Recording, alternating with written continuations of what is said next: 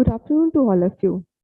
My name is Dr. Pooja Singh. Today we'll discuss about corporate social responsibility in a special reference to women empowerment.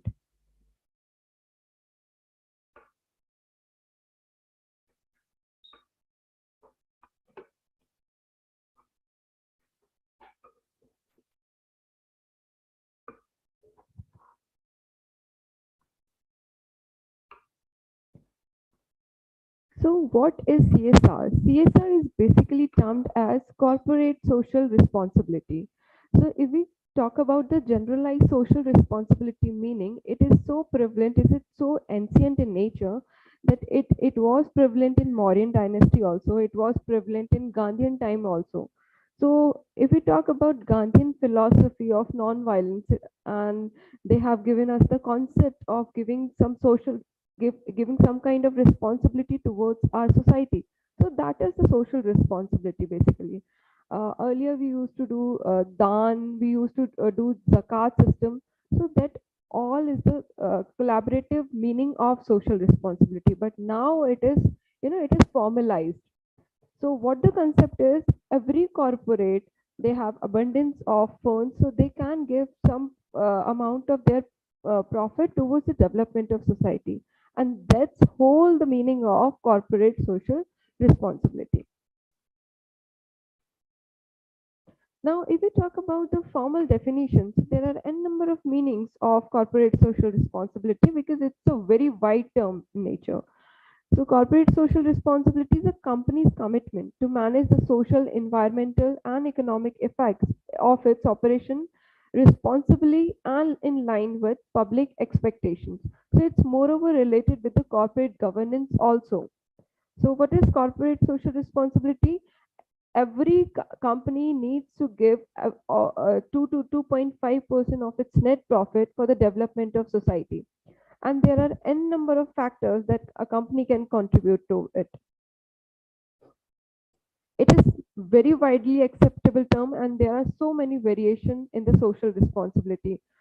So basically, what one responsibility can be a differ responsibility to one another person. So it's a concept that an enterprise is accountable for its impact on all relevant stakeholders. It's a containing commitment by business to behave fairly and responsibility. It is quite obvious that you have to commit it towards your responsibility from during a financial year. It is not like that you are contributing something 6 months and you are not doing something for later 6 months. So it's a containing commitment. It is to contribute to economic development while improving the quality of life of the workforce and their family as well as of local community and society at large. So there are many aspects of CSR, from healthcare to women empowerment. There are 10 activities, there are 10 phenomena, there are 10 aspects on which we can term as they are the CSR contributors. Earlier it was it's a kind of obligation, but now it's a kind of contribution, because earlier the company used to do the contribution, but they are not very regular, but they are not very punctual in doing this that. So government of India, that is Ministry of Corporate Affairs, which is regulating this CSR Act, has regulated one act that is known as Companies Act 2013, Schedule 7, Section 135, in which it states all the legal provisions of companies and all the affairs related to the companies.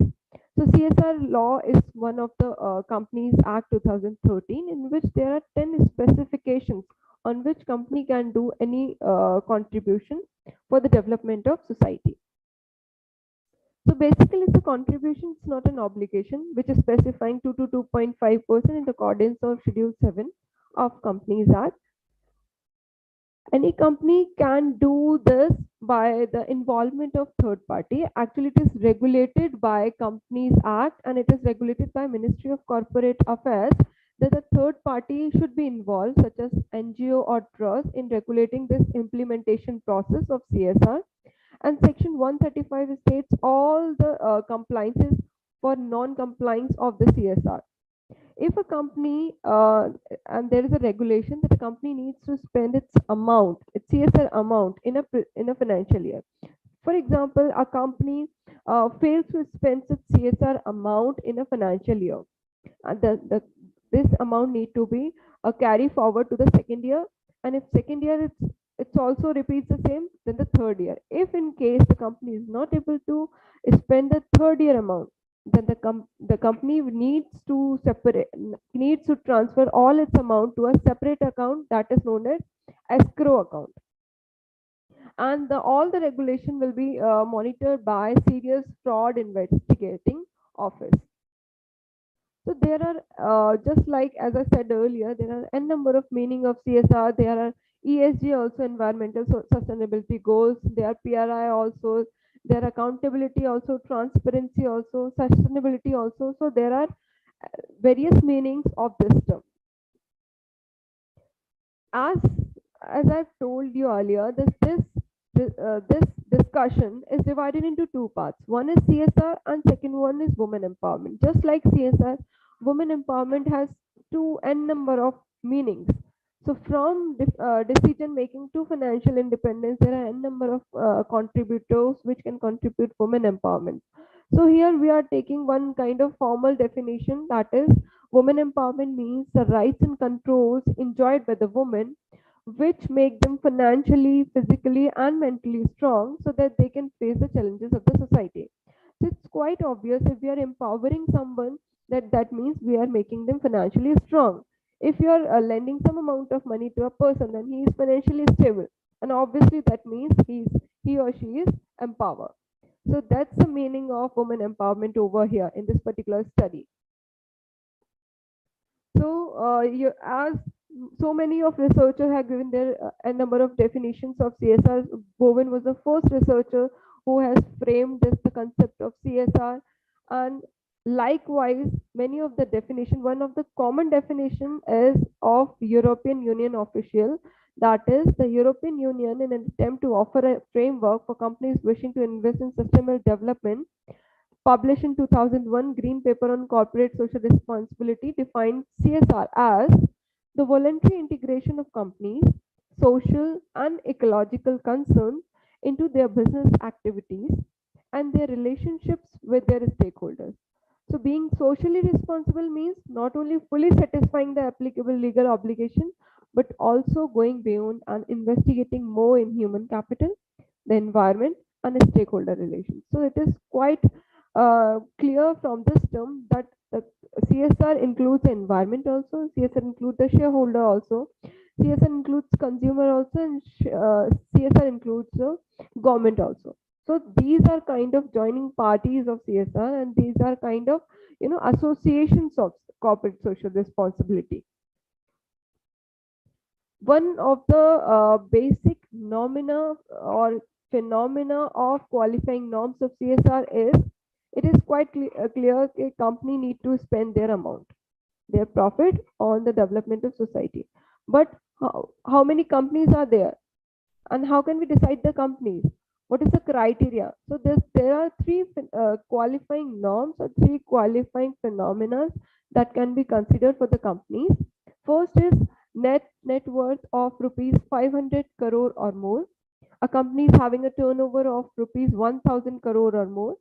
A company is of having net profit of rupees 5 crore or more. If any company fall either of this category, can contribute as CSR. So Section 135 Companies Act 2013 says the budget of CSR every financial year at least 2% of the average net profit made during immediately 3 preceding financial years. This is a graphical representation, diagrammatical representation of companies 500 crore or more, turnover of rupees 1000 crore or more, and net profit of rupees 5 crore or more. Every financial year, at least 2% of average net profit made during the immediately 3 preceding financial year. If a company fails to spend its CSR amount in preceding 3 financial years, then the 4th year the company should maintain a separate account. Now, who is the governing body of CSR in a company? How can a company decide what amount of spendings, what is the budget, who will monitor this. So the role, this whole phenomena is determined by board of directors. The uh, work of board of director is to form 3 or more directors with at least one independent director,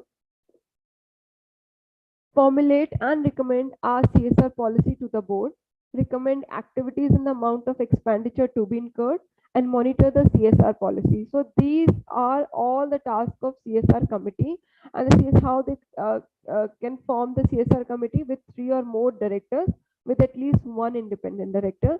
They formulate all the recommended policies that are need to be there. They recommend activities and the amount of expenditure to be incurred in the coming years, and they also monitor the CSR policy. Now, the question arises how they get implemented the work, how they get implemented the whole policy on the ground level.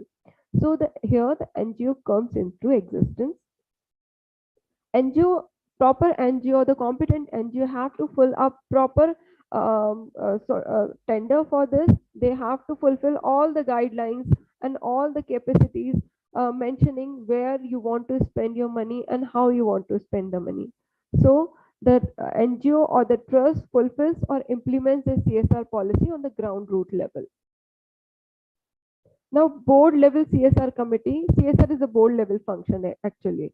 Now, it comprises of 3 or more directors with at least one independent director, and the composition to be disclosed in the annual board of director report. Everything needs to be discussed in annual board meetings. Now, believe me, I have seen many of the reports in which there are a full description of the CSR committee. There are all the members of the CSR committee mentioned along with their phone numbers. I have also seen many of reports where the board of director names are also given there along with their phone number. So basically what is this? This is the transparency which the companies follows, that they are actually doing their work. Now, role of the board, they form a CSR committee, they approve the CSR policy, they ensure the proper functioning, and they ensure 2 to 2% of their net profit. Now, responsibility of the board. There are a wide list of responsibility when it comes to the board of members. But when we are talking about particularly CSR, then the role of the board is to approve and disclose the CSR policy in the annual director report on the company's website.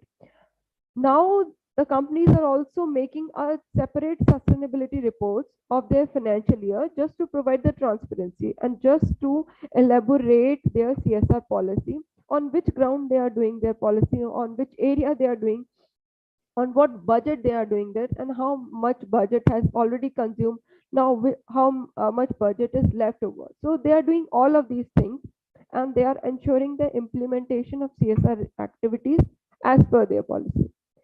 Now, if any amount is left unspent, they need to mention this in their balance sheet also. And you can also cross check this amount on the website of MCA, that is www.mca.gov.in, where all this amount is mentioned over there. You have to insert the CIN number, and you can get all the full list of amount, that is spent amount, unspent amount, the areas on which they are working, and this the aspects on which they are working. So everything is there, and every full list is available over there. You can check over there from there. Now, CSR can be undertaken in a number of ways. So earlier, what happens? Companies are directly doing the CSR, but they are actually doing or not doing. This was not clear. So MCA has mandate a guideline in which it is incorporated that the third party involvement should be there with a separate UIN number, that is unique identification number. The NGO cannot delegate its responsibility. The NGO, competent NGO, has to fulfill all these things along with their competent budget guidelines, along with their competent area guidelines. So any NGO foundation registered under section 1860 of subsection 8, they can do this CSR activity. Earlier few companies was if for example if a company don't want to hire a third party or do not want to involve a third parties such as trust or NGO, yes they can directly do the CSR, and through transferring all of the amount into PMO fund, means Prime Minister National Relief Fund or Prime Minister Care Fund. Yes, both of these are different. So companies can do that, or actually they are doing that. Earlier, if you check the balance sheet or if you check the annual reports of companies in 2020 to 21, many of the companies have transferred their whole CSR amount under this PM National Relief Fund. So all CSR activity undertaken should be stated in the CSR policy, should be as per Schedule 7 of the Act. Schedule 7 of the Act contains 10 to 12 provisions under which a company can spend its money. Now, Schedule 7, this is thematic areas and it's a kind of elaboration over here which we have mentioned. First is eradicating hunger, poverty, and malnutrition, promoting healthcare, sanitation, and safe drinking water. This is one of the basic issue, just like food, clothing, and shelter, just like Maslow hierarchy needs theory. Second is promotion of education, special education, and vocational skills. Third is gender equality, women empowerment, senior citizen, and economically backward groups. Ensuring environmental sustainability, ecological balance, wildlife and natural resources conservation. Protection of national heritage, yes, it is also a CSR contributor, national heritage, art and culture. Benefits to armed forces, veterans, war widows. Rural sports, Paralympic and Olympic sports, PM Cares, PM National Relief Fund, and any other fund set up by the central government for social and economic development and welfare of SC, ST, OBC. Technology incubators within academic institutions, rural development projects.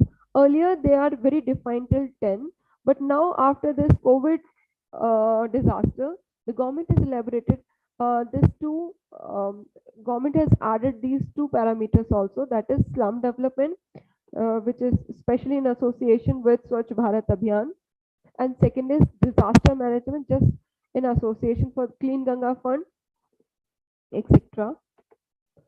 Now, if we are saying that CSR is a philanthropy, now how can we say what is philanthropy and what is not? Giving 1 rupee to a beggar is also a CSR, or giving 5,000 crore to a NGO for the development of rural areas is also CSR. No, it is not. It's not like that. Some predefined things are there which are considered to be CSR, and some predefined things which are not at all contributed as CSR. So let us quickly review this. CSR, it should be a rupee measurable, while something which is not rupee measurable is not a CSR. It must bring direct benefits to marginalized, disadvantaged, poor, or deprived section of the communities, and which is not CSR. If it does not benefit the poor and backward section of the community, it is not CSR activity. If you are giving some kind of benefit to the terrorism group or some kind of funds to Naxalis, so that is not CSR, obviously. If it is not going to give advantage to the underprivileged or the poor person, that is obviously not CSR. It must be sustained activity over a period of time. It should be sustainable in nature. It must not be a part of core business of the company. For example, if you're manufacturing a bulb and you are running a bulb company and you're giving donation in the form of bulbs, so that is not a CSR. One-off or intermittent activity will not count as CSR. One-off events such as marathon, awards, charitable contribution, any kind of sponsorship is not CSR. CSR activity must be in the form of projects, programs. So I already made it clear that it should be in a financial year. If in case your project exceeds that financial year, you need to be mentioned in your annual reports as well as in your sustainability reports. A proper need-based assessment study should be done. A proper survey should be done by the NGOs, by the respective NGO, by the competent NGOs. You need to identify all your milestones and measurable objective and goals. What is not CSR is pure philanthropy or mere donation. Should not be counted as CSR. And contribution of any amount directly or indirectly to any political party shall not be considered as a CSR activities. Now, SDG, that is Sustainable Development Goals. We have a very wide agenda of sustainability development goal, although it's on an international level. So what we have done now, we have elaborated those 12 factors into this 17 goals. Now we have elaborated these goals, and we have given a separate heading. Although this may be a kind of repetition, but we have now qualified and we have now segregated all these goals separately.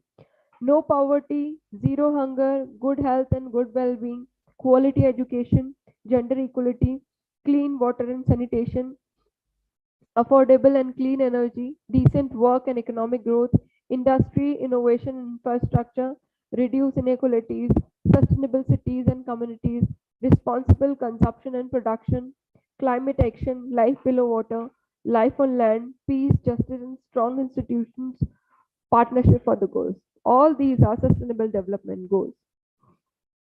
This is a beautiful diagrammatic presentation.